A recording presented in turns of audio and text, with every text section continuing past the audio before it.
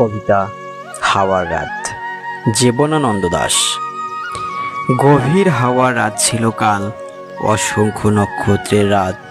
সারা রাত বিস্তীর্ণ হাওয়া আমার মশারিতে খেলেছে, মশারিটা ফুলে উঠেছে।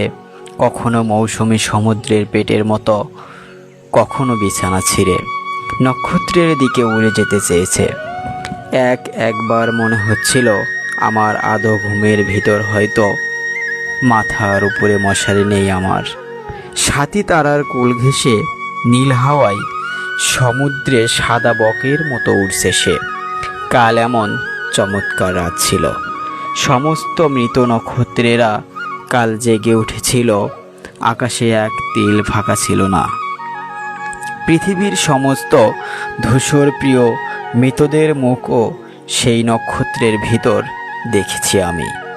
অন্ধকার রাতে অসুথের চূড়ায় প্রেমিক ছিল পুরুষের, শিশির ভেজা চোখের মতো ঝলমল করছিল সমস্ত নক্ষত্রেরা। জ্যোৎস্না রাতে বেবিলনের রানীর ঘোড়ার ওপর চিতার উজ্জ্বল চামড়ার শালের মতো জ্বলজ্বল করছিল বিশাল আকাশ। কাল এমন আশ্চর্য রাত ছিল।